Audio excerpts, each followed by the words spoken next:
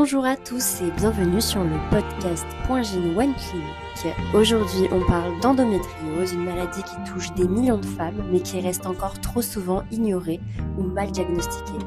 Pour en parler, j'accueille une patiente atteinte d'endométriose, Andrea, qui va partager avec nous son parcours, ses défis, mais aussi ses clés pour mieux vivre avec la maladie. Bonjour Andrea, est-ce que tu peux te présenter s'il te plaît ? Bonjour, alors moi du coup c'est Andrea, j'ai 28 ans, j'ai été diagnostiquée de mon endo en août 2016, j'ai eu mes règles assez jeune à mes 10 ans et suite à des règles abondantes et très douloureuses, mon médecin traitant à mes 15-16 ans m'a préconisé de prendre du coup une pilule en continu. Voyant quelques années après que les symptômes n'avaient pas évolué, qu'il n'y avait aucun changement au niveau douleur, j'ai été réorientée vers un gynécologue qui a pu diagnostiquer mon endométriose avec une échographie pelvienne et une IRM. Parce que du coup, avant ça, tu avais des douleurs, mais tu savais pas forcément d'où ça venait. Exactement, c'est ça. C'est que mon médecin généraliste me disait que ça pouvait être normal d'avoir des douleurs pendant les règles, mais j'étais persuadée que j'avais C'était plus que ça. Exactement, Ok. c'est ça. Comment as-tu su qu'il fallait consulter un gynécologue ? Alors du coup, c'est suite à ma détresse, mon médecin traitant m'a conseillé d'aller voir une sage-femme ou un gynécologue pour approfondir les recherches, comme lui n'avait pas la possibilité de le faire. Et c'était quoi les symptômes que tu ressentais ? Alors moi, c'était règles très abondantes, parfois irrégulières, avec de fortes douleurs et un absentéisme scolaire très important. Comment as-tu trouvé ton gynécologue ? Est-il nécessaire qu'ils aient une spécialité particulière ? Alors moi, comme je l'ai dit, j'ai trouvé mon gynécologue sur internet, mais c'est vrai qu'il est préférable d'avoir rendez-vous avec un gynécologue qui est spécialisé en endométriose ou qui a au moins du coup les connaissances requises pour prendre en charge au mieux. Tu es bénévole chez Endo France. Quels sont tes rôles principaux ? Peux-tu présenter rapidement Endo France ? Oui, alors du coup, je suis bénévole Endo France depuis 8 ans maintenant. Chez Endo France, nous sommes toutes bénévoles et toutes atteintes d'endométriose. Le but d'être chez Endo France, c'est de pouvoir soutenir, informer et agir et pouvoir aider et faire entendre notre voix à un plus grand nombre. Donc que ce soit par des événements, des congrès, on a également beaucoup d'événements type rencontres amicales autour d'un verre, d'un café, etc. Ce qui permet de pouvoir discuter avec des patientes atteintes d'endométriose ou qui viennent juste d'être diagnostiquées et de pouvoir les accompagner au mieux. Est-ce que tu aurais des tips à donner pour améliorer la qualité de vie quand on a de l'endométriose ? Je pense que le plus important, c'est de s'écouter et après d'essayer au maximum d'avoir une activité physique, de pouvoir faire tout ce qui est sophrologie, ostéopathie. D'être accompagnée ? Exactement, c'est ça. Et pour ça, moi, j'ai pu participer au parcours endométriose chez One Clinic. Et ce qui est super, c'est qu'on a un premier bilan avec une coordinatrice pour faire le point sur notre parcours, notre prise en charge actuelle, quels sont les challenges. Ok. On fixe en fait des objectifs Ok. parce que en fait le but c'est de pouvoir revoir la coordinatrice 6 mois après et refaire le point sur les objectifs qui ont été fixés pour la prise en charge. Et ce qui est super, c'est qu'en fait on a des ateliers en présentiel qui vraiment regroupent tous les thèmes liés à l'endo. Et on a plusieurs ateliers. Dans un premier temps, comprendre l'endométriose, parce que parfois on ne sait pas où est situé l'utérus. Et c'est quand même super important pour enrichir nos connaissances. On a avoir quelques notions d'anatomie, le fonctionnement du cycle menstruel. Exactement, c'est ça. Ouais, c'est ça, parce que parfois, en fait, quand un médecin nous dit oui, vous avez de l'endo, une endométriose profonde, ça veut tout et rien dire, en fait. Ouais, c'est assez flou. Voilà, pareil, une imagerie d'IRM, personnellement, je ne sais pas lire une imagerie Ouais. d'IRM. Je pense que c'est un peu pareil pour toutes les patientes. Ok. Et du coup, c'est vrai que ça peut être bien de refaire un point par rapport à ça. Après, on a aussi un atelier sur la sexualité. C'est quelque chose qui est extrêmement tabou parce que nous, en ayant de l'endométriose, on peut avoir des dyspareunies d'intromission ou dyspareunies profondes. Et ça peut être quelque chose de très, très complexe Alors, à vivre dans un couple au quotidien, quoi. est-ce que tu peux nous expliquer rapidement? Alors, la dyspareunie d'intromission, c'est le fait d'avoir du mal à la pénétration. Mhm. C'est vraiment à l'entrée. Et la dyspareunie profonde, c'est plutôt lors de positions où c'est profond, quoi. Ok. Et on essaye voilà, d'aborder un petit peu justement D'être à ce genre de l'aise. douleur, etc.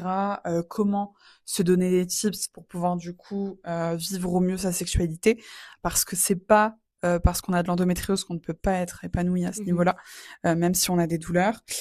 Ensuite, de pouvoir faire le point aussi sur l'impact psychologique. C'est que l'endométriose, en fait, c'est une maladie inflammatoire qui reste invisible et qui peut être très mal acceptée, que ce soit au travail, à la maison, avec nos proches. Oui, tu nous parlais Voilà, d'absentéisme, de exactement, parce douleur. que c'est invisible, on ne voit pas. Enfin, quelqu'un qui est amputé, on voit qu'il est amputé. Enfin, voilà, c'est une maladie qui reste déjà méconnue et où il y a vraiment un manque d'information énorme. Et du coup, ça sert aussi à pouvoir en parler au mieux, quoi. Oui, puis avec des personnes qui sont atteintes, qui connaissent le sujet. Exactement, Mm. c'est ça. Et comme ça, on peut en parler tout ensemble. On a également un atelier sur le mouvement. Donc, comment apprendre à faire des étirements, ce genre de choses avec l'endométriose. Et c'est une ostéopathe qui anime cet atelier. On a également un atelier sur la gestion de la douleur pour se donner des tips justement quand on est en crise. Parce que bon, on a le classique, c'est la bouillotte. Mais il y a plein d'autres choses qu'on peut mettre en place, l'huile de CBD, ce genre de choses, pour améliorer sa qualité de vie et pouvoir gérer le quotidien avec les douleurs. Et pour finir, on a l'atelier sur l'alimentation et l'endométriose qui est animé par une diététicienne, parce que ça reste quand même important de faire le point sur tout ce qui est, je pense que tout le monde doit connaître, enfin les endo-girls connaissent, l'alimentation anti-inflammatoire, qui est quand même préconisée quand on a de l'endométriose et qui peut avoir un réel impact et bénéfique sur le quotidien, parce que nous, on a énormément de symptômes digestifs, que ce soit constipation, diarrhée ou les deux. Et du coup, parfois, l'alimentation anti-inflammatoire Joue peut un avoir un rôle. impact. Ok. Exactement. Avoir des aliments qui vont engendrer plus de douleur. Exactement, parce que Ok. du coup, ça crée de l'inflammation dans le corps D'accord. et ça peut justement augmenter les douleurs. Et le plus important, c'est de pouvoir freiner ça au maximum. Donc, si on n'a pas de pilule ou ce genre de choses, c'est vrai que l'alimentation, c'est un bon moyen de gérer au mieux les douleurs. Ok. Et c'est complet parce qu'en fait, on arrive en une journée à lister tous les points au global de ce qu'est l'endométriose et de ce qu'on peut faire pour améliorer le quotidien. Du coup, on a le bilan initial avec la coordinatrice. Ensuite, 3 mois après, on se revoit suite aux objectifs qu'on s'est fixés, donc 3 mois après pour faire le point. Et le suivi psy et diététique est pris en charge à 100% par One Clinic si on est suivi pour notre endométriose au sein du groupe. Ok. On a accès à tous les ateliers. Et en fait, on a accès aux ateliers une fois. Tout ça se fait en échange dans le sens où chacune peut donner ses tips pour C'est des ateliers en groupe, c'est ça? exactement, Ouais. c'est Ok. ça. On est en petit groupe et du coup, ça permet en fait à chaque thématique de pouvoir en fait avoir le recul et l'avis de tout le monde, ce qui peut justement aider À se reconnaître, à exactement, s'identifier à d'autres et c'est ça, partager chacune son expérience c'est vis-à-vis ça, de l'endométriose. c'est ça. Ok. Et on a accès sinon à la diététicienne et la psychologue pendant la durée des 6 mois. Super. Comment as-tu parlé avec tes proches? Ont-ils compris les conséquences de cette maladie sur ton quotidien? Alors, ma maman étant infirmière, elle a eu des doutes à mes premières règles parce que du coup, elle trouvait que c'était extrêmement douloureux. Au départ, elle m'a dit, comme à peu près toutes les femmes ayant de l'endométriose, c'est normal d'avoir mal pendant ses règles. Tu vas t'y faire. Ouais, c'est les C'est premières parce règles que sont voilà, douloureuses. exactement. Tu deviens une femme, donc c'est tout à fait normal. Et ensuite, en voyant l'absentéisme, etc., elle s'est posé de plus en plus de questions et elle a fait en parallèle pendant toute ma prise en charge. Elle a fait des recherches sur Internet Ouais. et du coup, elle a vu que potentiellement tous mes symptômes pouvaient venir de l'endométriose et bingo, elle a eu raison. Mm. Parce que un mois après, j'ai été diagnostiquée de ça et ça a été 10 fois plus simple d'en discuter. Et d'être Bon, accompagnée. voilà, parce que du coup, elle comprenait et que, comme elle venait du médical, c'est quelque chose qui était parlant pour elle. Ça a été un petit peu plus compliqué avec mon papa, parce qu'il me voyait souffrir, mais bon, c'est plus délicat de discuter intimité avec son père. Mais ma mère lui a expliqué, et puis ça a été beaucoup plus simple. Le plus compliqué, je pense, c'est plus quand on a un conjoint. Mm. C'est de faire comprendre avec nos mots, parce qu'on n'est pas médecin en fait, Oui. comment expliquer à quel point en fait l'endométriose peut être handicapant et douloureux sans pouvoir le montrer, parce que finalement en fait c'est une maladie invisible. Oui, puis en Euh, plus, au départ, on a tendance à minimiser un peu tout ce qui est les Exactement, parce douleurs. qu'en fait, on nous dit que c'est normal d'avoir mal, Mm. donc finalement, justement, quand on a des rapports douloureux et que on n'a jamais connu autre chose, on se dit Je pense que c'est finalement que c'est normal. normal Mhm. et que la douleur est la normalité, alors que c'est pas le cas. Ouais, donc dès qu'il y a une douleur, surtout faire attention et la prendre en C'est compte. ça, exactement. Alors, maintenant, en fait, justement, l'endométriose est beaucoup plus démocratisée et on en parle beaucoup plus. Les douleurs au rapport ou les douleurs quand on a nos premières règles veulent pas forcément dire qu'on a de l'endo, Mm. mais c'est vrai que c'est les premiers signaux d'alerte. D'alerte. Alors la fatigue est un symptôme très fréquent pour les personnes atteintes d'endométriose. Qu'est-ce que tu fais pour l'atténuer au quotidien? Alors oui, effectivement, du coup, les patients atteints d'endométriose ont une fatigue chronique. Et c'est vrai que c'est quelque chose qu'on ne peut pas forcément maîtriser. Mhm. Après, encore une fois, enfin, ça peut paraître bête à dire, mais avoir un bon sommeil, Ouais. déjà dans un premier temps. S'écouter au maximum. Quand on est fatigué, on essaie au maximum de pouvoir se reposer. Et puis après, moi, je sais que personnellement, ce qui fonctionne bien, c'est le fait de me mouvoir, donc le sport. Ouais, le sport, ça fait Mm. partie intégrante de ton C'est ça, quotidien. ça a un impact. J'en fais beaucoup moins qu'avant depuis mon opération, mais c'est vrai que c'est quelque chose qui m'a toujours aidé. Après, quand on ne peut pas, il y a plein de choses à mettre en place pour justement essayer de réguler au maximum ce symptôme. C'est une opération liée à l'endométriose Oui, Ouais, oui, ok. oui. Est-ce que tu peux nous raconter un peu? J'ai été opérée, j'ai eu une célioscopie du coup en décembre 2018, qui s'est relativement bien passée, même si j'ai eu énormément de symptômes en post-opératoire. Ça a été très très douloureux. Un an après, tout est revenu parce que du coup les pilules ne fonctionnaient pas. Donc tout est revenu. J'ai eu une récidive en 2019 et puis après, là actuellement, j'ai une endométriose complètement stabilisée. Ok. Est-ce que tu peux nous Mm. expliquer du coup la célioscopie et qu'est-ce qui a été fait ou... Moi, du coup, j'ai été opérée d'une célioscopie pour endométriose profonde, D'accord. où on m'a retiré du coup les lésions et on m'a retiré également un nodule de 5 centimètres qui était au niveau du cul-de-sac de Douglas. D'accord. Voilà. Ok. Donc c'était une intervention assez douloureuse, Ouais. avec un post-opératoire très compliqué, surtout quand on est jeune, où on nous fait signer en fait un consentement qui nous dit qu'à tout moment on peut ne plus avoir d'utérus ou d'ovaires ou peu importe. Enfin voilà, qu'il Ok, y a donc c'est une énormément de risques. opération un peu risquée. C'est ça.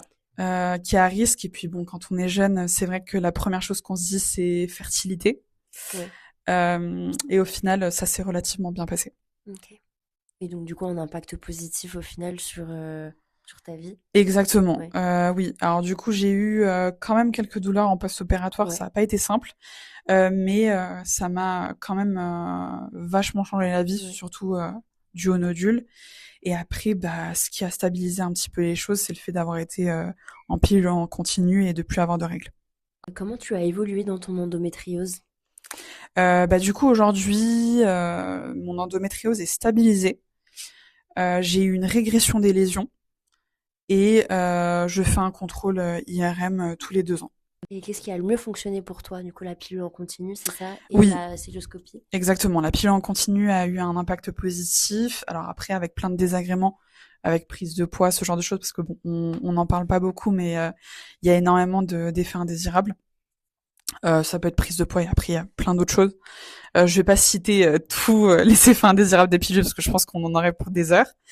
Mais c'est vrai que c'est quelque chose qui a vachement stabilisé parce que j'avais quasiment plus de douleur en ayant une pilule en continu. Et maintenant, qu'est-ce que tu pourrais dire de ton endométriose? Tu vis avec, t'as appris à vivre avec Alors, et j'ai complètement appris à vivre avec et je pense que quand on est dans un mindset où l'endométriose, enfin la maladie ne nous définit pas, je pense que c'est l'essentiel pour pouvoir avoir une vie épanouie. Et c'est elle qui vit avec moi et pas l'inverse. ça c'est bien. Donc si tu avais Voilà. un conseil à donner à celles qui nous écoutent et qui sont atteintes d'endométriose. Alors, c'est dans un premier temps d'accepter le diagnostic, Mhm. de faire vraiment ce travail. Je pense que c'est moi, ça a été un coup de massue, hein. Parce que justement, quand on lit les choses sur Internet, c'est infertilité, etc. Donc on lit un petit peu tout et n'importe quoi, et du coup, c'est vrai que c'est tout d'abord un travail d'acceptation. Et quand c'est le cas, on arrive à évoluer et avancer avec cette maladie. Et il faut vraiment en fait que ce soit elle qui vit avec nous et pas Et l'inverse. pas l'inverse. Voilà. Eh ben écoute, merci beaucoup Andrea de nous avoir partagé ton expérience et ton vécu avec l'endométriose. J'espère que ça pourra aider celles qui nous écoutent dans la gestion de cette maladie. Merci beaucoup et à bientôt. Merci à vous, à bientôt. Merci. Merci beaucoup à Andrea pour ce témoignage précieux et pour ces mots qui, j'en suis sûre, résonneront chez beaucoup de femmes. L'endométriose est encore trop souvent invisible, mais en parlant, on fait déjà avancer les choses. Si cet épisode vous a parlé, n'hésitez pas à le partager autour de vous et surtout, rappelez-vous, vos douleurs sont légitimes et vous méritez d'être écoutés. Merci pour votre écoute et à très bientôt pour un prochain épisode.